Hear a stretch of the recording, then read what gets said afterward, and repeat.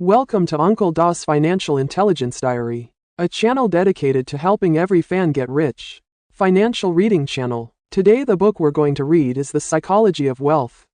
Author Rainer Zitelmann holds dual doctorates in history and sociology from Germany. This book is based on extensive global wealth research. It's a research report, but I think some of its conclusions about wealth and the wealthy are quite counterintuitive and very worth knowing and learning from for ordinary people. I'll break it down for you step by step following the book's logic.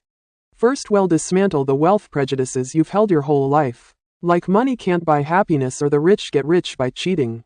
Then we'll discuss wealth creation methods that ordinary people can replicate, from career choices to core competencies. Next, we'll cover wealth preservation techniques which are harder than making money, avoiding investment traps and making sound asset allocations. Finally, we'll delve into the essence of wealth so you truly understand it and know how to use it. But all of this hinges on first correcting some of your mistaken perceptions. Because 90% of people can't hold on to their money not due to lack of ability, but because from the very beginning, their understanding of wealth was completely wrong. So next, we'll start by dissecting these fatal wealth prejudices and filling in the cognitive gaps. The most powerful aspect of this book isn't teaching you speculative money-making tricks, but rather uprooting the deeply ingrained wealth prejudices you've held your whole life. Because perception is the cause, and wealth is the effect. Wrong perceptions will only lead to poverty. Only by correcting your perceptions first can you truly approach wealth.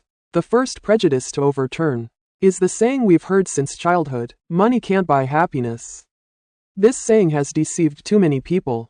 The author uses multiple empirical studies from Germany and the US in the book to thoroughly debunk it.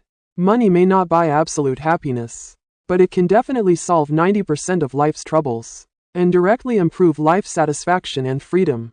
Studies show that the most frequent cause of arguments between couples isn't incompatibility or parenting conflicts, but money. Financial problems cause arguments that are more intense and harder to resolve than any other issue. Let's look at life anxiety. Among ordinary people, 24.5% are extremely worried about finances, while only 6.4% of the wealthy are. 22.7% of ordinary people worry about unemployment, compared to only 4.8% of the wealthy. Even health anxiety is half as prevalent among the wealthy as among ordinary people. More direct data shows that income and life satisfaction are positively correlated. Even with an annual income exceeding $120,000, this correlation still exists. There's no such thing as a wealth saturation point. The more money you have, the stronger your ability to withstand risks and the greater your freedom of choice. You won't have to swallow your pride for a salary or worry about medical bills, or be trapped in a life you dislike, unable to act freely. Coco Chanel, the founder of the Chanel brand, aptly stated, "Money is the key to freedom. What we hate is never money itself, but losing our dignity for money.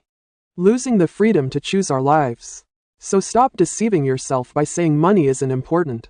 Admitting that you want to make money and possess wealth is not shameful at all. It's the most responsible attitude towards your own life. The second prejudice to overturn is your incorrect definition of wealth.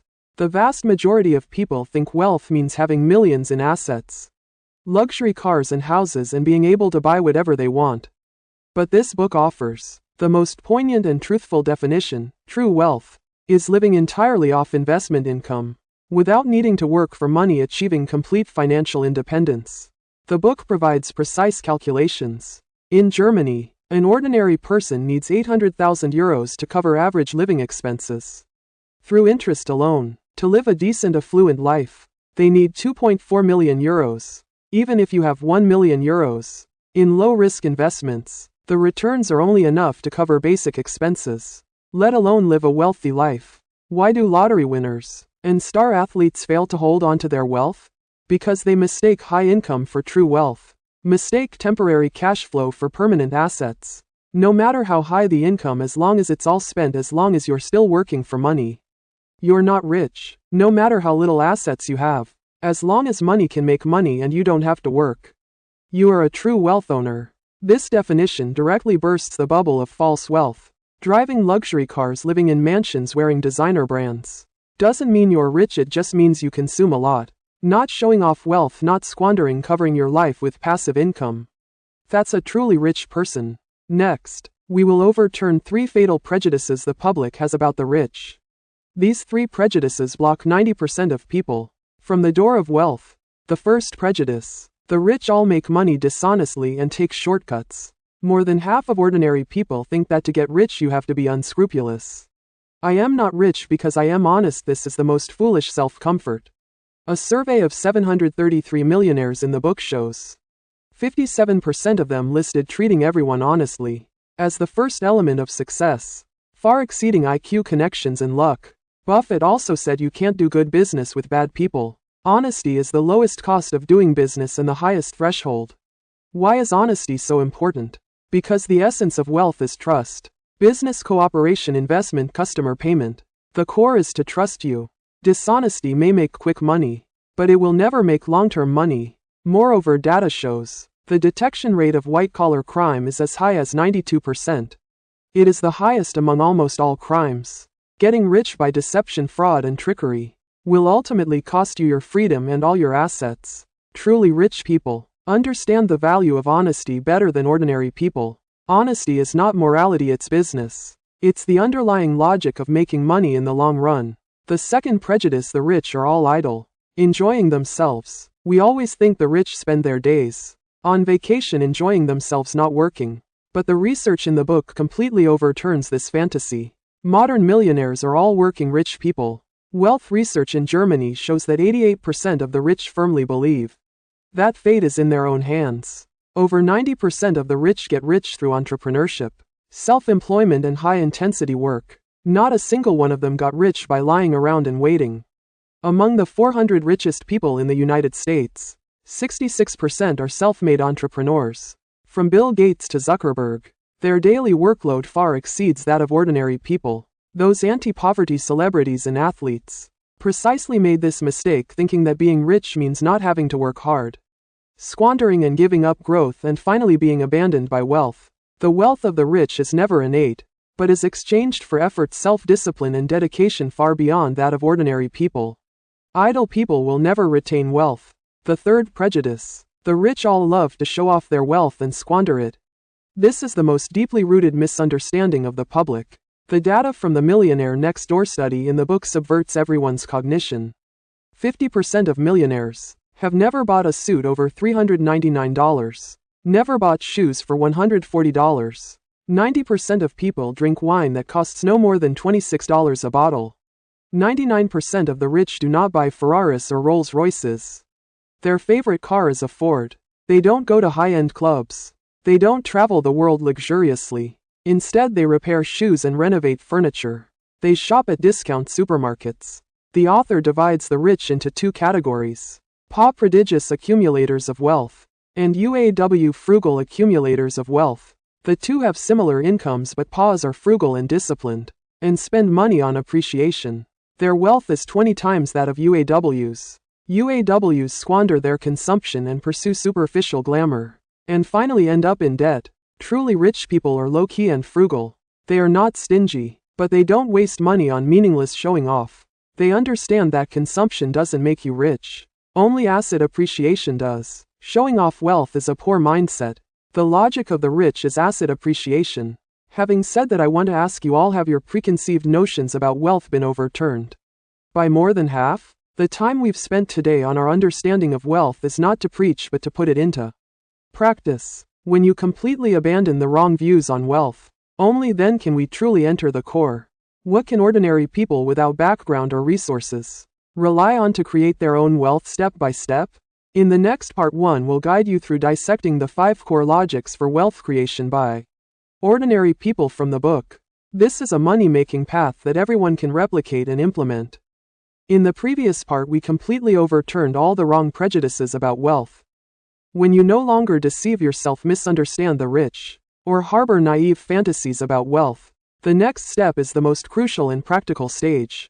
What can ordinary people without background resources or startup capital rely on to accumulate their own wealth from scratch step by step? This book contains no get-rich-quick metaphysics or manipulative schemes. Instead, it is based on decades of wealth research in Germany and the United States. and the real experiences of thousands of millionaires. To summarize 5 core logics for wealth creation that ordinary people can replicate and implement. These 5 logics are the inevitable path from poverty to wealth, yet each one is difficult to truly achieve. Wealth leap. The first core logic, career choice and entrepreneurship, are the only shortcuts for ordinary people to achieve significant wealth creation. First, let me show you a set of stark, hardcore data. This is the most authentic survey result of high net worth individuals in Germany from the book. 64.5% of high net worth individuals are entrepreneurs. 98% of Germany's top wealthy individuals, and 95.2% of the world's top wealthy individuals are entrepreneurs. Those who became wealthy by working are rare. The author directly exposes the truth. Employees can hardly create significant wealth. Entrepreneurship is the inevitable path to making big money. This is not to say that working is bad. Working can provide you with a living, a stable income, but achieving financial freedom, or accumulating tens of millions in assets is almost impossible through working. This is because working is linear income exchanging time for money. There are only 24 hours in a day, and your income ceiling is visible at a glance. Entrepreneurship, on the other hand, is exponential income, earning money through systems, teams, and assets. With no upper limit, many people are afraid to start a business, fearing risk failure or losing all their capital. But the book clearly tells us that the risks taken by the wealthy are never gambles but calculated risks. You don't have to quit your job and start a business right away. The author himself is the best example. He was originally a university lecturer and newspaper editor, earning a stable salary. He first treated entrepreneurship as a side hustle, engaging in real estate and consulting. Once the side income surpassed his main job, he transitioned to full-time entrepreneurship, minimizing risk. There is another key statistic in the book: 2/3 of wealthy individuals have changed careers. 91% of entrepreneurs have experience in cross-industry ventures. The probability of becoming wealthy by changing careers is 5 times higher than not changing careers. The essence of working is using your abilities to create wealth for your boss, and you only get a small portion. Entrepreneurship, on the other hand, converts all your abilities, value, and resources into your own assets. This is not to say everyone should start a company or undertake large projects. Low-cost entrepreneurship, new asset entrepreneurship, and self-employment are all within this scope. Remember, working allows you to survive, while entrepreneurship allows you to become wealthy. If you dare not take the step of entrepreneurship, you will forever remain at the level of earning to support your family, unable to touch true wealth. The second core logic, core competency, salesmanship, is the primary engine for wealth creation. Whether you are working, starting a business, or self-employed, whether you are a doctor, lawyer, designer, or boss, everyone who makes big money shares a common core competency: salesmanship. The book presents a mind-bending conclusion. Sales power, the primary productive force for creating wealth. Whether you're an employee, an entrepreneur, or self-employed, whether you're a doctor, lawyer, or designer, boss, all the big moneymakers, they all have a common core ability. There is a mind-blowing conclusion in the book about sales power. In every walk of life, the highest earners are always in sales. In publishing, top salespeople earn more than the editor-in-chief. In corporations, the income of a sales director. Even in banks, the biggest earners are investment bankers who do mergers and acquisitions. Essentially, they are salespeople who sell companies. The author says, the number one skill an entrepreneur must possess is sales ability. This is repeatedly emphasized. Entrepreneurs who can't sell are destined to make no money. No matter what you do, selling is the core. No matter how talented you are, if no one knows or recognizes you, it's equal to zero. Many people hate sales, thinking it's about deception, begging, or being subservient. This is the biggest misconception. True sales isn't about selling products, but about selling yourself, selling value, and selling solutions. Doctors need to sell their expertise to attract more patients. Lawyers need to sell their expertise to get big cases. Employees need to sell their value to get promoted and earn more. Entrepreneurs need to sell their products to survive. The core qualities of top salespeople are clearly summarized: 1. Being trustworthy. Being likable is the foundation of sales. 2. Strong social skills, daring to interact with strangers. 3. Extreme resilience, not afraid of rejection, turning no into yes. 4. Empathy, understanding customers and their needs. Not hard selling but problem solving. 5. Absolute confidence, believing in your product. Believing in your value. 6. Professional expertise. Conquering others with professionalism, not just smooth talk. Sales ability isn't innate, it can be trained. You don't have to become a glib salesperson, but you must learn to sell your value, your product, your ideas to others. This is the most crucial skill for ordinary people to make big money, bar none. The third core logic, fundamental character. Honesty is the best strategy for long-term wealth creation. Why is honesty so important? Because the essence of wealth is trust. The foundation of business is trust. Customers trust you, and they will buy. Partners trust you, and they will collaborate. Investors trust you, and they will invest. Employees trust you, and they will follow you. Dishonesty might let you make a quick buck, but it will never let you make money long-term. One act of deception can destroy decades of accumulated trust, and once trust collapses, wealth instantly returns to zero. The book also presents a key statistic. The detection rate of white-collar crime is as high as 92%, higher than any other crime. Making money through tax evasion, fraud, or exploitation will ultimately cost you your freedom, reputation, and all your assets. Honesty is never a moral obligation, it's the smartest business strategy. The lowest cost way to create wealth. True wealthy people understand this principle better than ordinary people. Short-term gains come from speculation. Long-term wealth comes from character. If you want to make money for a lifetime, you must be an honest person for a lifetime. The fourth core logic, key habits. Frugality and clear financial goals are wealth amplifiers. Many people think that wealth creation is about working hard and making as much money as possible. But the book clearly tells us that earning more is not as good as keeping more. And keeping more is not as good as having clear goals. Frugality and clear financial goals are the key habits for ordinary people to build wealth from scratch. Let's talk about frugality first. Frugality here doesn't mean stinginess, nor does it mean being unwilling to spend on food and clothing. It means not being extravagant or showing off wealth, and spending money on asset appreciation, rather than on consumption and enjoyment. We mentioned earlier that the book divides the wealthy into two categories, PAWs and UAWs. Both have similar annual incomes around $700,000, but PAWs have a wealth of $7.5 million. UAW has only $400,000, a gap of 18 times. The core reason is frugality. The essence of frugality is delayed gratification. It's forced savings. It's turning consumption into assets. If you earn $10,000 and spend $10,000, you'll always be poor. If you earn $10,000 and save $5,000 over time, you can accumulate your first pot of gold. Then talk about financial goals. The book says people without goals always work for people with goals. Thomas Corley's 5-year study shows that 62% of the rich focus on their goals daily. 2% of the rich write down their goals, while only 6% of the poor focus on goals. Almost no one writes down goals. The Rick's goal-setting principles. The book explains it thoroughly. 1. Set big goals. Don't be afraid of them being unrealistic. Aim for 10 years. Ordinary people can also set million-dollar goals. 2. Write down your goals and visualize them. Look at them daily, implanting them in your subconscious.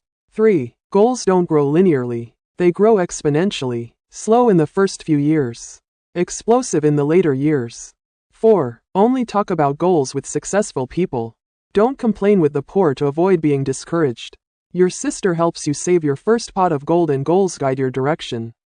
The combination of the two is a multiplier of wealth. The fifth core logic, personality's underlying color. Open-minded, going against the trend, high adversity quotient. These are the underlying traits of the rich. Why is it that some people succeed and others fail in the same venture or sales? Some succeed, some fail. The core lies in personality's underlying color. The book, through personality research on the rich, summarizes the 3 most core traits of the rich. Open-minded, daring to go against the trend, high adversity quotient. First, open-mindedness. 64% of entrepreneurs and 68% of self-employed individuals are particularly eager to try new things, while only 35% of the middle class are. The rich don't cling to old ideas and are open to new opportunities and industries. They dare to accept new concepts, which is a prerequisite for seizing wealth opportunities. Second, Schumpeter said that successful entrepreneurs are nonconformists. The rich never follow the crowd. When others are fearful, they are greedy. When others are greedy, they are fearful. Areas that everyone overlooks often hide opportunities. Tracks that everyone is scrambling for are often traps. Third, high adversity quotient. The rich are not afraid of failure, rejection, or setbacks. 90% of startups fail and 90% of sales are rejected. The success of the rich is forged from failure. They don't see failure as an endpoint but as a mistake. They get up immediately after falling and keep moving forward. Another key trait is high self-efficacy. That is extreme confidence, believing they can achieve things and earn a lot of money. This confidence is not blind arrogance. It's a certainty based on ability and action. Research shows that the correlation between self-efficacy and wealth success is 4 times higher than the willingness to take risks. These 5 traits are not innate, they can be cultivated. You don't have to be a genius, but you must open your mind. Take a different path and endure setbacks. Having said this, I want to ask you all, how many of these 5 wealth creation logics have you achieved? In fact, ordinary people create wealth not by talent, luck, or background, but by choosing the right career, developing core competencies, and maintaining integrity, cultivating good habits, and refining one's character. These 5 logics are interconnected and indispensable. As long as you follow them, even with a low starting point, you can gradually approach wealth. However, I must pour a bucket of cold water on you. Creating wealth is difficult, but preserving wealth is even harder. Countless cases in the book tell us that too many people earn a lot of money through hard work, but because they don't understand investment, risk control, or asset allocation, they lose their fortunes in just a few years and become poor overnight. How can the money you earn not be lost? How can money make money and grow more and more? This is a more important and difficult topic than creating wealth. In the next part, we will enter the wealth defense battle, deconstruct the core logic of preserving wealth from the book, teach you how to hold on to the money you earn and make it grow. In the previous part, we discussed the 5 core logics for ordinary people to create wealth from 0 to 1 thoroughly, from career choice to core competencies, from character at the bottom to crucial habits. Just follow these steps and most people can earn their first fortune, then their second. But this book uses countless bloody case studies to sound the loudest alarm for anyone who wants to get rich. Making big money requires ability, keeping it requires wisdom. 90% of people ultimately lose not because they can't make money, but because they can't keep it. Mike Tyson earned $400 million and went bankrupt. Singer Toni Braxton went bankrupt twice, deep in debt. Lottery winners of tens of millions squandered it all in just over a decade. German soccer stars and tennis legends earned enough to live on for a lifetime, yet ended up destitute. They didn't lack the ability to make money, but completely misunderstood the logic of preserving wealth. Money in their hands was just a temporary flow, not an asset that could take root and grow. Author Zitelmann repeatedly emphasizes in his book that keeping $1 million is harder than earning $1 million. Preserving and growing wealth is a greater test of cognition than starting from scratch. In this section today, we will thoroughly explain all the core logic, traps, and methods of the wealth preservation battle, so that the money you earn not only won't slip away, but will grow larger and larger like a snowball. Rule number 1 of the richest: take responsibility for your own money. Never be a hands-off manager. This is the foundation of wealth, and the core reason why 90% of people can't keep their money. Entrusting all your wealth to others for management. The book clearly points out, whether it's lottery winners, celebrities, or ordinary wealthy individuals, the first step to escaping poverty is to relinquish control of your wealth. Blindly trusting so-called financial advisors, private banks, or wealth managers. First, we must expose the biggest scam. Financial advisors at banks are essentially salespeople, not your partners. Their salaries, bonuses, and performance all come from commissions on selling financial products, not from a share of your profits. Their task is to meet the bank's sales targets, selling funds, insurance, or structured products, not to be responsible for preserving your wealth. The book gives an example. Many private banks, under the guise of exclusive customization and high-end asset management with luxurious decor and attentive service, never dare to disclose their real investment performance, because their returns are far inferior to low-cost index funds. Even more frightening, even fee-based independent advisors may not be able to help you beat the market. The author's research found that the vast majority of high net worth individuals who entrust their money to family offices or private banks ultimately achieve returns below the market average, not to mention paying exorbitant management and service fees. Even Warren Buffett's doctor warns ordinary people never to let strangers manage your money, unless you're prepared to lose it all. The core of becoming rich is that you must become the primary person responsible for your wealth. You don't need to be a financial expert, but you must understand basic investment logic, asset rules, and risk common sense. You can consult others, but the final decision must be yours. You can leverage professionals, but never be a hands-off manager. Remember, no one cares about your money as much as you do. Entrusting your wealth to others is like handing your future over to strangers. This is the biggest risk for the wealthy. 2. Debunking 2 investment myths. Don't let pseudo-theories rob you of your wealth. In the process of becoming rich, there are 2 well-known sayings that have circulated for decades that seem correct, but are actually lies that harm ordinary people. The book uses scientific research and practical case studies to thoroughly debunk these 2 myths. Myth number 1. Diversification is a panacea. Don't put all your eggs in one basket. We've heard this since childhood. Don't put all your eggs in one basket. Diversification is hailed as the investment Bible, but the book directly debunks it. Diversification is essentially admitting ignorance. Harry Markovitz's portfolio theory. The core is to reduce risk through diversification, but the premise of this theory is that you don't know what the future holds. You can't understand the market, you can't pick assets. If you truly understand an industry, understand an asset, diversification will only drag down your returns, dilute your profits. Warren Buffett said, diversification is a measure against ignorance. For those who know what they are doing, it doesn't mean much. The book gives an example. The author himself invested in Berlin real estate, concentrating his efforts. Returns quadrupled in 10 years. While those who diversified their money into various real estate funds globally, their returns were less than a fraction of his. Those who truly preserved wealth and made their wealth explode never blindly diversified. Instead, they concentrated their investments in areas they understood. They never touched areas they didn't understand. The result of blind diversification is breaking even. It seems to avoid risk, but also gives up returns and ultimately can't beat inflation. Wealth quietly shrinks. The second lie. Low volatility equals low risk. Stable is good. This is the easiest pitfall for ordinary people. They think real estate doesn't have daily quotes, so it's stable. They think bonds have low volatility, so they are safe. They think stocks go up and down daily, so they are high risk. The book uses the most straightforward logic to refute this. Volatility does not equal risk.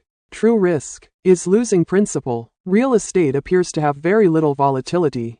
Because there are no daily quotes, you don't know its true value. In 2008, the US housing bubble burst and prices were halved. Countless people went bankrupt. This is the real risk. Stocks have high short-term volatility, but holding quality assets long-term yields far more than all other categories. Volatility is just a process, not risk. Economist Michael Kepler gives an example. A stock rises 10% per month, 5%, 15%. It's highly volatile, but it can bring a 32.8% return. Another stock falls 15% per month. It has low volatility but a loss of 38.6%. Volatility is an opportunity, not a risk. Loss is the only risk. For those who become the richest, long-term volatility is not important at all. If you hold assets for 10 or 20 years, short-term fluctuations are meaningless. On the contrary, volatility allows you to add to your holdings at low points. Lowering your costs. Treating volatility as risk is treating a money-making opportunity as a flood and a beast. 3. Avoid 3 fatal investment traps. 90% of people lose money in these 3 steps. The core of being the richest isn't how much you earn, but how little you lose. The book summarizes the common pitfalls and the traps that the richest people are most likely to fall into. Avoid them, and you'll beat 90% of people. The first trap, home bias. Only investing in your own country, confining yourself to a small area. This is a common problem for global investors. Germans invest 63.3% of their real estate in Germany. Americans invest 93.8% of their stocks in the US. Japanese invest 98.1% of their assets in Japan. Even if their domestic market is sluggish and returns are low, they never touch overseas assets. The book shows that home bias can cause your returns to lose 1% to 10%. Over the long term, the difference is worlds apart. In the era of globalization, assets have no borders. Germany's population is aging and real estate growth is slow. While the Asian market is growing rapidly, the US stock market is mature. And European stocks are undervalued. Every market has opportunities. Investing only in your own country means concentrating all risks in one country's policies, economy, and population. Once the domestic market declines, your wealth will instantly shrink. The author emphasizes, patriotism is a beautiful sentiment, but it is not an investment strategy. Don't invest only in assets of the country you were born in just because you were born there. Look globally, choose the best assets, not the most familiar ones. The second trap, investing in hindsight, chasing highs and selling lows. Using the past to predict the future is the most foolish investment logic. Seeing past gains, believing it will continue to rise. Seeing past losses, thinking it will continue to fall. In the 2000.com bubble, the stock market rose for 5 years. Everyone rushed in and the bubble burst, wiping out principal. In 2006, US housing prices soared. Everyone queued up to buy houses and the bubble burst. Housing prices halved. This is investing in hindsight. Driving with hindsight, you'll always crash. Robert Shiller's research proves that countries with the largest gains in the past 5 years are most likely to fall in the next 5 years. Countries with the largest losses in the past 5 years are most likely to rise in the next 5 years. The market is always a cycle. What goes up too much must come down, what goes down too much must come up. The average person frantically buys at the peak of a bull market and panics and sells at the bottom of a bear market. The rich do the opposite. When others are greedy, I am fearful. When others are fearful, I am greedy. Don't look at the past, look at the future. Don't chase hot trends. Look for undervalued assets. The third trap, following the crowd, being swayed by pressure. Blindly following trends. Investing is counterintuitive. Those who follow the crowd never make big money, nor do they preserve wealth. The book analyzes that whether it's individual investors or institutional investors, they like to follow the crowd because everyone else is buying. If I make a mistake, I won't be held responsible. Everyone else is selling. If I sell at the wrong time, no one will blame me. This mindset causes countless people to buy at the peak of a bull market and sell at the bottom of a bear market. Psychological conformity experiments show that even if an answer is clearly wrong, as long as the majority chooses it, you will follow. It's the same in investing. When everyone around you is buying stocks, you can't help but join in. When everyone around you is panicking and selling, you follow suit. Sir John Templeton said the most pessimistic time is the best time to buy. The most optimistic time is the best time to sell. The core of being a billionaire is to go against the trend, not to be swayed by mass emotions, and to be a solitary rational investor. 4. Optimal asset allocation, stocks plus real estate. The golden combination for ordinary people to become billionaires. Through decades of research, the book points out for ordinary people the most stable and efficient billionaire asset portfolio. Global Broad Market Index stocks plus core location real estate. These two asset classes are accessible to ordinary people and are the most suitable for long-term holding, preservation, and appreciation. First asset class, stocks. Don't buy individual stocks. Only invest in global broad market index funds. Ordinary people should never buy individual stocks. 95% of people cannot beat the market. You are competing against the world's top professional investors. You have no chance. The best choice is global broad market ETF index funds, such as the S&P 500 or the MSCI World Index.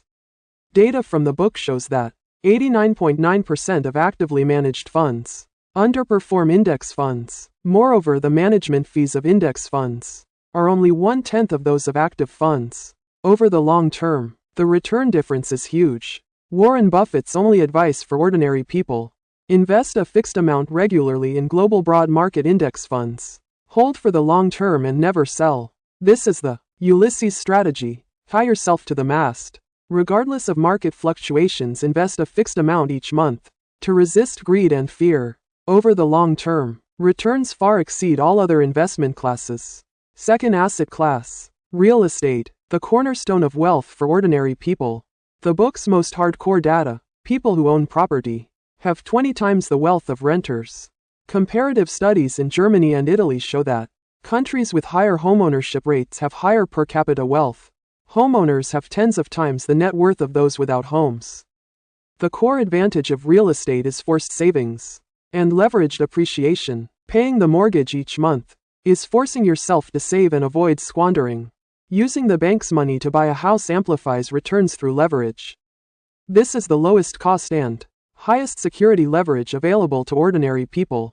The core of real estate investment is not chasing highs or hot markets but choosing core locations.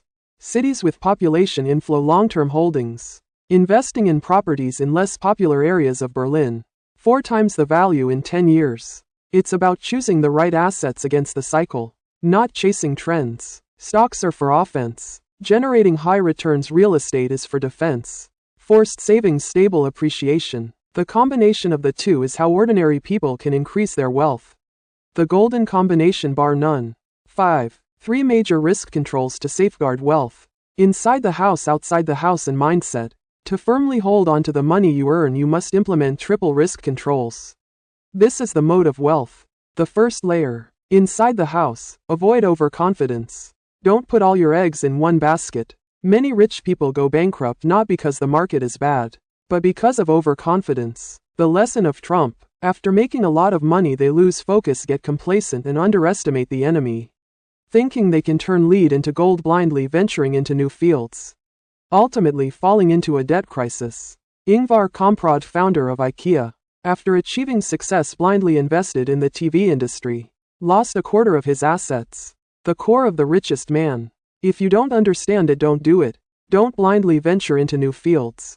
Don't invest all your money in one project. A company. Separate personal assets from company assets. Even if the company goes bankrupt. The second layer. Outside the house, beware of inflation. High taxes. Policy risks. The biggest wealth risks in the future come from global high debt and high inflation. High taxes. Western countries have high national debt.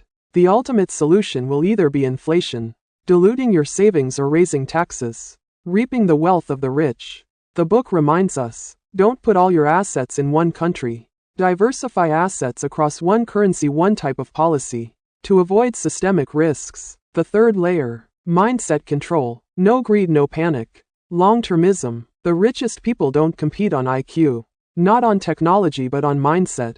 Greed will make you buy at the peak. Panic will make you sell at the bottom. The truly richest are long-termists. They ignore short-term fluctuations and stick to their logic, not swayed by emotions. The author says, wealth is a friend of time, not a friend of speculation. As long as you choose the right assets and hold them long-term. Control risks. Time will help you safeguard your wealth and amplify it. Having said this, we have covered all the underlying logic and practical methods for creating wealth and becoming rich. From how to make money to how to keep it. From cognitive shifts to practical execution. We have dissected 90% of the core insights of this book. But finally, there is one most fundamental and profound question that we must answer. We work hard to make money and keep it. What is the ultimate meaning of wealth? Why should we respect wealth and understand the rich? Many people resent the rich, thinking they are a burden on society. This is the most mistaken perception. In the next section, we will elevate our view of wealth, understand the essence and social value of wealth, so that you not only become rich but also become someone who understands wealth and has vision. We have thoroughly explained the methods of wealth creation and the wisdom of the richest, but if we only focus on how to make money and save money, we will never truly understand the soul of this book. At the end of the book, the author poses a question that ordinary people should most consider. Why does our society need rich people? The vast majority of people are held captive by prejudice, thinking that the rich are a burden on society, exploiters, and a class that gets rich without working. Resentment towards the rich becomes an instinctive reaction. But this book, with the most objective research and rational logic, completely overturns this mistaken perception. A healthy society must have rich people. The rich are not wealth plunderers but economic engines, drivers of innovation and providers of employment. First, we must debunk the biggest lie. The truly rich, never a slacker, content to lie flat. The global wealth research data in the book is ironclad. 66% of billionaires are self-made entrepreneurs. Of the 400 richest people in America, the vast majority made their fortunes through their own hard work. 64.5% of high net worth individuals in Germany are entrepreneurs. 98% of top tycoons are still working. They weren't born with a silver spoon, but earned it through creativity, hard work, and risk-taking. Accumulating wealth step by step, from Bill Gates of Microsoft, to Schultz of Starbucks, from Brin and Page of Google, to Zuckerberg of Facebook. They didn't lie around and indulge. Instead, with an idea and perseverance, they created products that change the world. Those celebrities who quickly get rich, lottery winners, precisely abandoned the essence of creating value, and were thus abandoned by wealth. Those who can hold on to wealth are always creating, always contributing, always taking risks. Secondly, the core social value of the rich is to enlarge the wealth pie, not to snatch the poor's pie. Many people think wealth is a zero-sum game. If the rich earn $1 more, the poor lose $1 less. This is the most foolish perception. The essence of business is win-win. Wealth is created, not distributed. A rich person founds a company, hires employees, pays taxes, develops products, and iterates technology. Microsoft doubled global office efficiency. Google made information more accessible and equal. Starbucks offered ordinary people affordable, wonderful experiences. These are all social values created by the rich. They bear the risk of entrepreneurial failure, paying for it themselves. If successful, the entire society benefits. The book clearly states that without the entrepreneurship and innovation of the rich, there would be no more jobs, no technological progress, no improvement in quality of life. Every penny the rich earn is a reward for creating social value, not wealth plundered from thin air. Let's talk about inherited wealth. Many people feel this is inherently unfair, but economist Milton Friedman's view in the book is sharp and to the point. A person has the right to pass on wealth earned through effort to their children. This is a fundamental right. Moreover, the market has its own screening mechanism. Heirs who don't deserve wealth will quickly squander their fortunes, and wealth will eventually flow back to those who are capable and willing to strive. This is natural selection. Many people's envy is not essentially about pursuing fairness but about jealousy. Sociologist Helmut Schoch analyzes in the book that the core of jealousy is not wanting to improve oneself, but wanting to make others worse off. Envy won't make you rich. It will only cause society to lose its drive for innovation, eventually making everyone poor together. True fairness is not that everyone is equally poor, but that everyone has the opportunity to become rich through hard work. The most precious part of this book is that it tells us wealth is never biased. It only rewards those with clear cognition, self-discipline, and long-term value creation. Finally, we must understand the ultimate essence of wealth. Wealth is never the goal, freedom is. Wealth is not a tool for indulgence, but the foundation for realizing self-worth. Coco Chanel said money is the key to freedom. The logic of the rich is ultimately to gain freedom of choice, freedom of life, and freedom to realize their ideals through wealth. Their donations to charity, investment in research, and support for public welfare are not for show, but because at a certain stage of wealth, it naturally returns to its intrinsic value. Having reached this point, we have completed the entire logic of this book.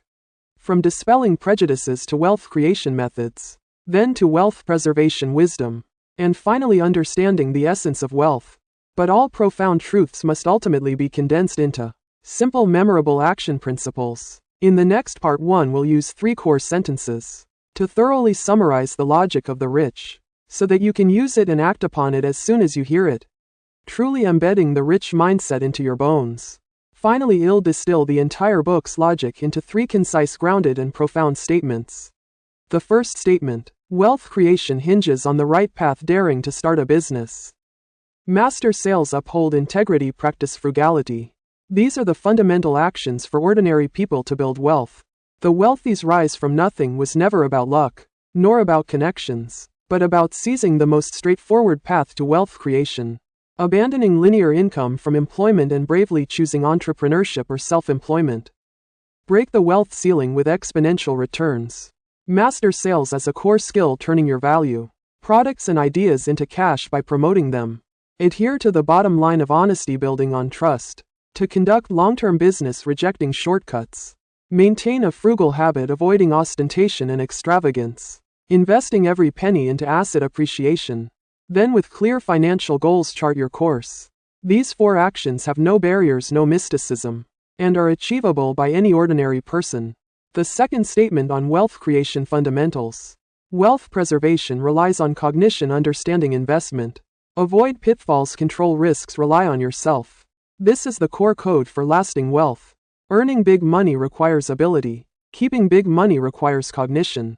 The key for the wealthy to preserve their fortunes is never to blindly trust financial advisors or engage in indiscriminate diversification. Instead, be the primary steward of your own wealth, not a hands-off manager debunking the myth that diversification is a panacea. The lie that low volatility equals low risk. Embrace volatility, focus on core assets. Avoid local biases, chasing highs and selling lows, and blindly following trends. These are 3 fatal traps. Build a golden asset portfolio with global index stocks and core real estate, simultaneously managing internal and external risks. Don't blindly diversify, don't fear inflation. Use long-termism to withstand all market fluctuations.